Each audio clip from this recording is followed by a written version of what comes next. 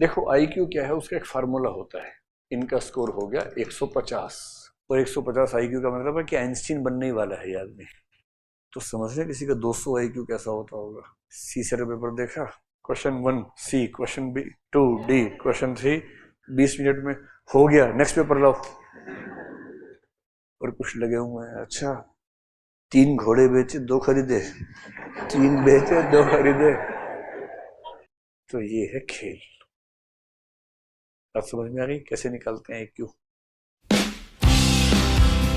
तो 3 छोटे छोटे कंसेप्ट हैं, समझ लीजिए, आईक्यू समझ में आ जाएगा। देखो आईक्यू क्या है, उसका एक फार्मूला होता है। What is the full form of IQ?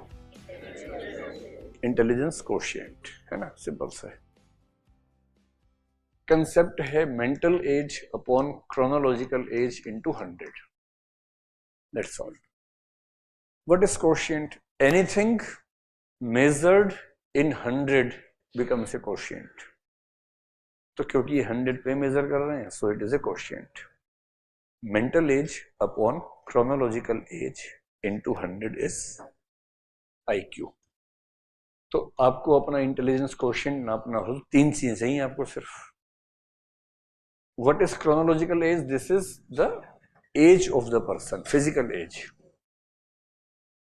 तो अगर आप 20 ईयर्स के हैं तो यहां 20 आ गया, ठीक। 100 तो 100 ही पता ही है आपको। अब बचा एक ही, mental age. What is the concept of mental as?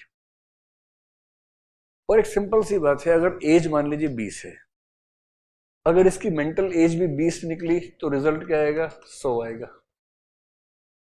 And 100 is the average IQ. So a person having the equal mental as and chronological age is an average person. अगर आपकी मेंटल एज मान लीजिए निकल गई 25, तो आपका IQ कितना हो गया? 125 हो गया, which is a huge score in IQ terms. बता रहा हूं, चिंता नहीं। और गलती से अगर ये 15 आ गया तो हो गया 75। और 70 के नीचे होते हैं मेंटली रिटार्डेड, तो बाल बाल बचे। तो सारा खेल इसी बात है कि मेंटल एज क्या होती है। तो मेंटल एज क्या है, हल्का सा कंसेप्ट समझ लीजिए, फिर सारा फार्मूला समझ में आ जाएगा। What is your mental as? Mental as क्या होती है? लेट अस एज्यूम कि हमने एक क्वेश्चनेयर है 100 क्वेश्चंस का, उसमें हमने मैथ्स के, रीजनिंग के, लैंग्वेज के, कॉम्प्रीहेंशन के, सारे घोड़े गिलास हैं, कुछ गिलास हवाई जहाज हैं, वो सब उस तरह के सवाल लिखे हुए हैं। और हमने कहा कि 1 घंटे का टाइम लेंगे भाई। 1 घंटा है, 100 क्वेश्चन हैं, और हमने जिस जिस को दिया उनकी एज नोट करते गए।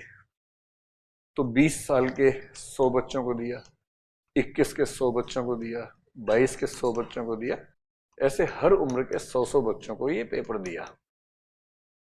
और फिर हमने क्या किया, इन सबके रिस्पॉन्सेस को निकाल लिया कि कितने कितने सही हैं। लेट अस एज्यूम कि 20 साल के जो 100 बच्चों ने एग्जाम दिया, उन 100 के 100 के रिजल्ट्स की एवरेज आई 60 क्वेश्चंस। 60 ठीक, 40 गलत या छोड़ दिए। तो हमने मान लिया कि इस टेस्ट में जो आदमी 60 क्वेश्चंस ठीक करेगा उसकी मेंटल एज 20 साल है। अंडरस्टूड? क्योंकि 20 साल की उम्र के लोगों ने जब टेस्ट दिया, उनका एवरेज स्कोर 60 था। So anyone performing at the level of 60 in this test has the mental age of 20 years. मान लीजिए 23 साल वालों का एवरेज स्कोर 65 आ रहा है, 25 वालों का 70 आ रहा है। So anyone securing 70 marks does have the mental age of कितना है? 25 years हो गया। बात समझ में आ गई? अब एज्यूम कीजिए कि टेस्ट आपने भी दिया, बाकी लोगों ने भी दिया, या उसी टेस्ट में अगर देखिए, जैसे आपने 20 की उम्र में टेस्ट दिया, एवरेज स्कोर 60 आ रहा है और आपका उसमें 80 आया। आप 20 साल के ही हैं, लेकिन 20 साल की उम्र में मैंने यहां लिख दिया कि 30 साल वालों का एवरेज स्कोर 80 आया। ठीक है, आप 20 साल के हैं, आपने टेस्ट दी, आपका स्कोर 80 आया। लेकिन जब हमने इस टेबल को देखा तो 80 का एवरेज स्कोर उनका है जिनकी एज 30 साल की है, which means in the age of 20 you are scoring the marks which is equivalent to the mental age of 30. तो जब आपका IQ निकालेंगे तो हम ये कहेंगे कि इस बच्चे ने 80 क्वेश्चन ठीक किए हैं, and in this log 80 refers to the mental age of 30 years. तो mental age upon physical age into 100, इनका स्कोर हो गया 150। और 150 IQ का मतलब है कि आइंस्टीन बनने ही वाला है ये आदमी। 130 के बाद गड़बड़ हो जाती है, मतलब अच्छे सेंस में। हालांकि दुनिया में कुछ लोग 200 प्लस वाले भी हैं, 225 वाले भी हैं, अभी भी लिविंग में भी 240 के आसपास एक लेडी है अमेरिका में, उसका जिक्र अक्सर आता है। तो ये है खेल। बात समझ में आ गई कैसे निकालते हैं IQ? और एक एजम्पशन ये है IQ निकालने वालों का, वो कहते हैं कि दुनिया की कोई भी सोसाइटी हो, एक ऐसे करके बेल कर्व बनती है। बेल कर्व का मतलब हर फील्ड में अलग अलग होता है। In the studies of intelligence, this is the IQ level, this is the percentage of population. तो एक सिंपल सा पैरामीटर इनका ये है जो हर जगह दुनिया की हर सोसाइटी पर ये अप्लाई कर देते हैं। 90 से 109 का जो लेवल है दैट इज 50% पॉपुलेशन, और ये मान के चलते हैं कि ये एवरेज लोग हैं। तो अगर आपका IQ 90 से 109 है तो आप अपनी सोसाइटी में एवरेज हैं, and you belong to those 50% people who have average IQ। ठीक, अब इससे जो अगला लेवल है उस पे, और इससे जो पिछला लेवल है, 80 से 89 और 110 से 119, 16.1% यहां है, 16.1% यहां है, एकदम फिक्स है। फिर जब इससे और थोड़ा सा नीचे जाएंगे 70 टू 79 और 120 से 129, 6.7% यहां है, 6.7% यहां है। Less than 70